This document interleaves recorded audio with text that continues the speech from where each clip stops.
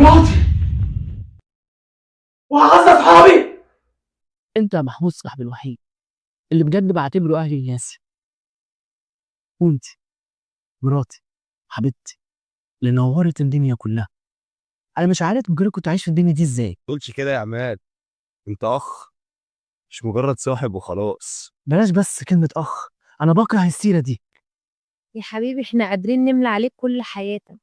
فعلا يا محمود ما تجيبش سيرة اخواته عشان هما بيحكدوا عليه.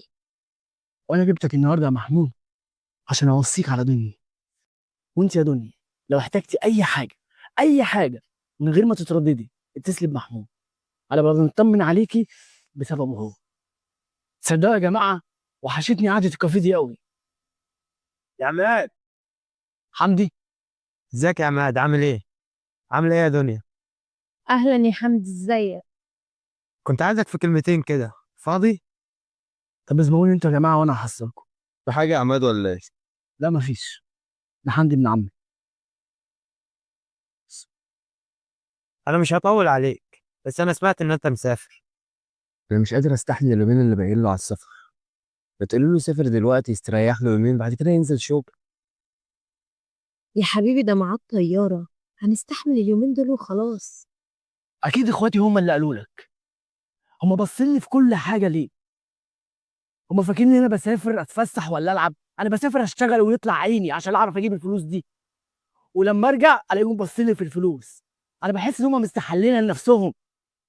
لا والله اخواتك ما قالوا لي حاجة.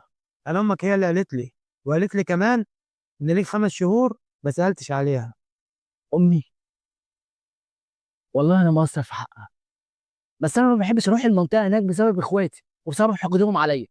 دي افكار الشيطان مهيئة في دماغك يا عماد، وعلى العموم ده مش موضوعنا. لو مسافر ودي مراتك عند امك، لانها برضو دي واحدة ست وما ينفعش تقعد لوحدها. انا اليوم اللي هيسافر فيه هعمل اجازه من الشغل عشان السفريه دي تكون ليك انت وبس. يا حبيبي يا محمود انت بتحبني للدرجة دي؟ لا امي ولا ابويا، لان مراتي دي بألف راجل، ودي مش اول مره اسيبها واسافر. انا كل ما بسافر بسيبها لوحدها لان هي ست جدعه. اكتر يا دنيا، بس الاجازه دي بقى من غير مرتب عشان كل الاجازات الرسميه خلصت. يا حبيبي من جهة الفلوس ما تخافش، هو كده كده بيسيب لي فلوس وبرضه بيبعت لما بيسافر. ايوه، بس مهما كان دي واحدة ست، ممكن تحتاج حاجة كده ولا كده. لا ما تقلقش، انا عندي اللي يحافظ عليها ويقضي لها مصالحها. اسمع يا ابن عمي، اللي ملوش خير في اهله ملوش خير في حد. بالله عليك يا حمدي ما تشبكني مع اهلي تاني، انا ما صدقت طلعتهم كلهم من دماغي. يا عماد اسمعني وحاول تفهمني. يا ابن عمي ما بيصونش اللحم غير صحابه. ده كلام بتضحكوا بيه على نفسكم. ساعات كتير قوي الصاحب والصديق بيبقى اوفى واحسن من الاخ والقريب. وهقولها لك تاني يا ابن عمي، الكلام ده مش من عندي، دي قاعدة إلهية. اللي ملوش خير في أهله ملوش خير في حد. شكرا على النصيحه يا حمدي.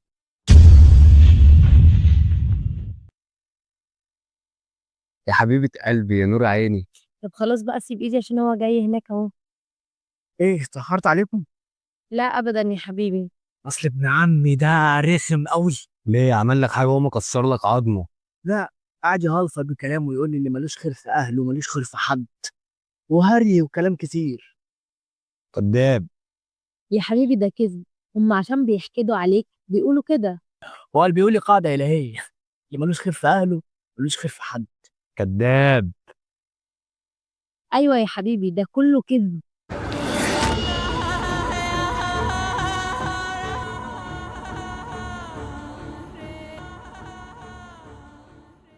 اخيرا اخيرا جوزك سابك وبقينا لوحدنا. بس انا مستغرب، هو انت ليه المره دي ما وصلتهوش؟ انا عرضت عليه، انا لبست اهو يا حبيبي عشان اجي اوصلك. خليك انت يا حبيبتي، مش مستاهله، جو حر وبعدين انا رايح جاي على الطريق، مش هتوه يعني. سلام. مع السلامه.